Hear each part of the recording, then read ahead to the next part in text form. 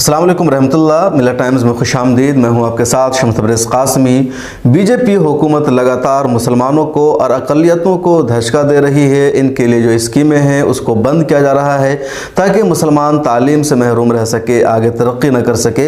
हालिया दिनों में दो मामला सामने आया है जिस पर मुसलमानों के दरमियान बहुत ज़्यादा बेचैनी है। पार्लियामेंट में भी सवालात उठाए जा रहे हैं लेकिन सरकार की तरफ से कोई तशफ़ी बख्श जवाब नहीं दिया जा रहा है। पहला मामला है मौलाना आज़ाद नेशनल फेलोशिप को बंद करने का। 8 दिसंबर को मरकज़ी वज़ीर स्मृति ईरानी ने पार्लियामेंट में वाज़ेह किया कि मौलाना आज़ाद नेशनल फेलोशिप को बंद कर दिया गया है जो अक़लियतों से ताल्लुक़ रखने वाले स्टूडेंट्स को डॉक्टरेट और PhD करने के लिए दी जाती थी। मौलाना आज़ाद नेशनल फेलोशिप क्या है, किस तरह के स्टूडेंट्स को यह फेलोशिप दिया जाता था, उसके बारे में पहले जान लेते हैं। हिंदुस्तान में रिसर्च के लिए, तहक़ीक़ के लिए या दूसरे लफ्ज़ों में कहिए PhD करने के लिए UGC कुछ स्टूडेंट्स को ग्रांट देती है या यूनिवर्सिटी ग्रांट कमीशन जो है कुछ लोगों को मदद करती है और इस मदद करने का पूरा एक प्रोसेस है। यानी अगर आप डॉक्टरेट करना चाहते हैं या यूनिवर्सिटी में प्रोफेसर, असिस्टेंट प्रोफेसर बनना चाहते हैं तो उसके लिए नेट का एग्ज़ाम क्वालिफाई करना अब ज़रूरी हो गया है। और ये जो पूरा प्रोसेस है इसको कहा जाता है जूनियर रिसर्च फेलोशिप, उसी को शॉर्टकट में JRF कहते हैं। और JRF पाने के लिए नेट का एग्ज़ाम देना ज़रूरी है।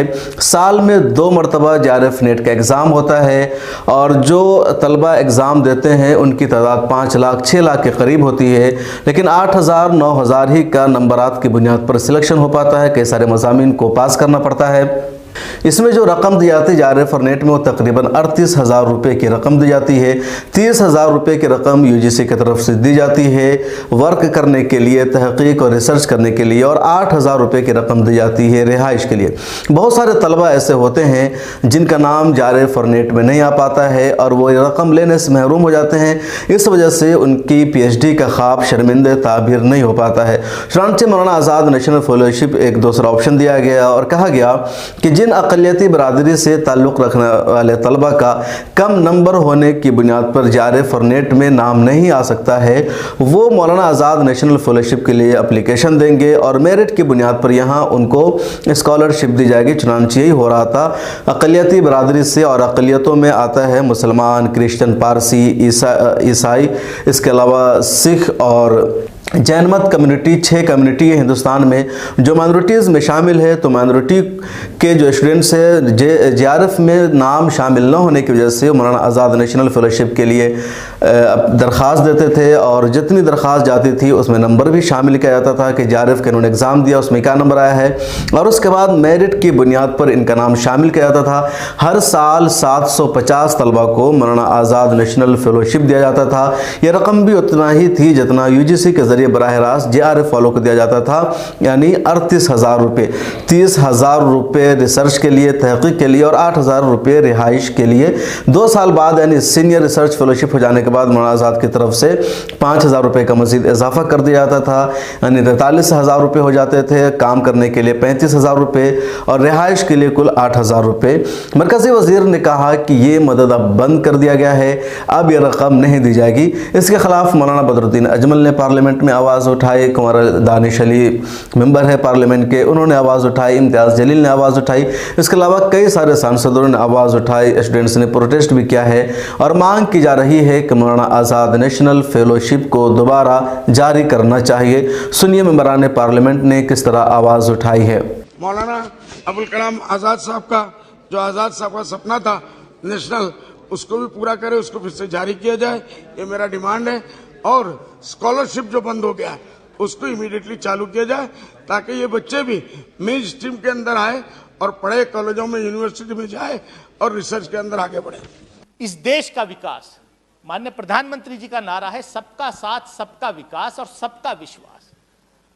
लेकिन ये हो क्या रहा है कि प्री मैट्रिक स्कॉलरशिप तक खत्म कर दिया आपने।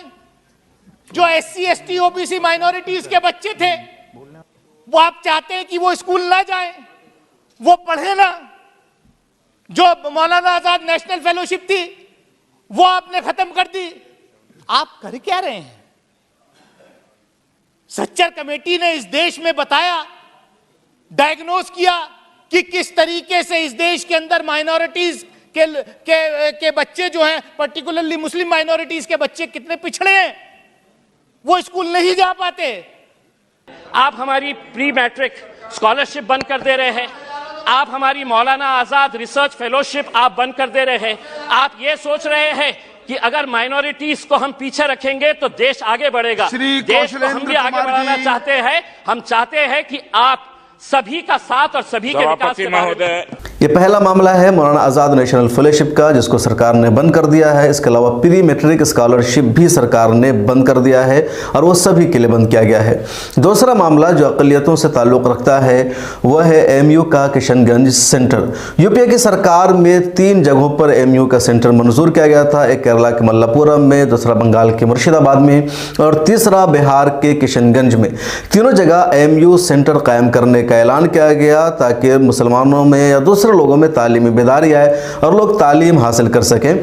मुर्शिदाबाद का सेंटर पूरा हो गया, वहाँ तालीम जारी है। मल्लापुरम का भी सेंटर खुल गया, वहाँ तालीम जारी है। लेकिन किशनगंज का सेंटर जो शुरू हुआ वो अभी तक पै तकमील को नहीं पहुँचा है। कई मरहले उसमें आए। पहले ज़मीन की फराहमी का था, ज़मीन मिल गई, फिर ज़मीन पर ऑब्जेक्शन डाल दिया गया, अब फंड रिलीज़ करने का मामला आया। मोदी सरकार ने 2015 में 10 करोड़ रुपए का फंड रिलीज़ किया, उसके बाद दोबारा कोई फंड रिलीज़ नहीं किया गया है, परमानेंट तकर्री नहीं हुई है, कोई हॉस्टल नहीं बन सका है और अलीगढ़ मुस्लिम यूनिवर्सिटी और उसके वाइस चांसलर की भी कोई तवज्जो नहीं है। दूसरी तरफ मरकजी वजीर भी अब दोबारा उसके लिए कोई फंड रिलीज़ नहीं कर रही है। इस सिलसिले में किशनगंज के MP डॉक्टर मोहम्मद जावेद ने पार्लियामेंट में सवाल खड़ा किया और कहा अलीगढ़ मुस्लिम यूनिवर्सिटी का जो किशनगंज सेंटर है उसके लिए फ़ंड क्यों रिलीज़ नहीं किया जा रहा है। उसके जवाब में धर्मेंद्र पंधार जो वज़ीर तालीम है उन्होंने जवाब दिया और कहा कि हमारे रिकॉर्ड में एमयू किशनगंज सेंटर का कोई जिक्र ही नहीं है, हमारे रिकॉर्ड में ऐसा कुछ भी नहीं है, लिहाजा इस बात का कोई जवाब भी नहीं दिया जा सकता है।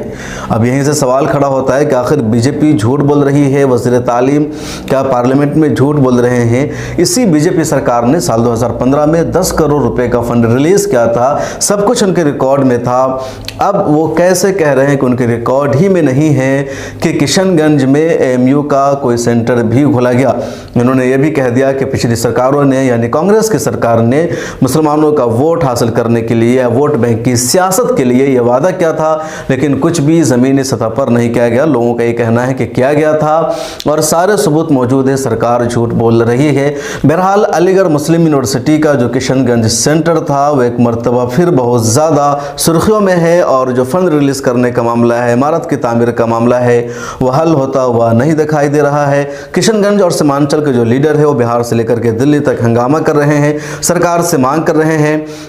ऑल इंडिया मजलिस इत्तेहादुल मुस्लिमीन बिहार के सदर और MLA अख्तर उलमान ने बिहार असेंबली में भी हंगामा किया, एहतजाज कर मांग की कि एमयू सेंटर के लिए फ़ंड रिलीज़ होना चाहिए। पार्लियामेंट में जो MP है वो सवाल उठा रहे हैं और एमयू के जो चाहने वाले लोग हैं या जो किशनगंज के लोग हैं वो लगातार मांग कर रहे हैं कि सीमांचल में इस यूनिवर्सिटी के सेंटर का होना ज़रूरी है, फ़ंड रिलीज़ होना चाहिए, लेकिन अब तक नहीं किया गया है। आखिर क्यों, ज़िम्मेदार कौन है? इस वीडियो में इतना ही। आपसे दरख्वास्त है कि अगर मिल्लत टाइम्स की रिपोर्ट आपको अच्छी लगती है, आप चाहते हैं कि मिल्लत टाइम्स मजबूत बने, काम करे, आपकी आवाज़ को उठाए, तो आपको सपोर्ट करना पड़ेगा और ज़्यादा नहीं है, सिर्फ 89 रुपये हर महीने हम आपसे मदद चाहते हैं। कहीं जाने की ज़रूरत नहीं है। इसी वीडियो में नीचे ज्वाइन का बटन मौजूद है, उस पर क्लिक कीजिए। जैसे क्लिक करेंगे 89 रुपये का ऑप्शन आएगा, उस पर क्लिक कीजिए। आपको वहाँ पर अपना पासवर्ड देना पड़ेगा। पासवर्ड अगर आप अपना ईमेल का दे देते हैं देन ATM के ज़रिए या क्रेडिट कार्ड के ज़रिए या फिर UPI के ज़रिए आप पेमेंट कर सकते हैं। आपकी तरफ से हमारे लिए बहुत बड़ा सपोर्ट होगा और मिल्लत टाइम्स आपके इस ताउन की वजह से मजबूत होगा। तो आप खुद मेंबर बनिए, दूसरे लोगों को मेंबर बनाइए। मेंबर बनने की वजह से मिल्लत टाइम्स के साथ बराह रास्त आपका रब्ता होगा, आपके जो कमेंट्स होंगे उसको बहुत ज़्यादा रिस्पॉन्स मिलेगा और आप अपने मशवरे भी हमें दे सकते हैं।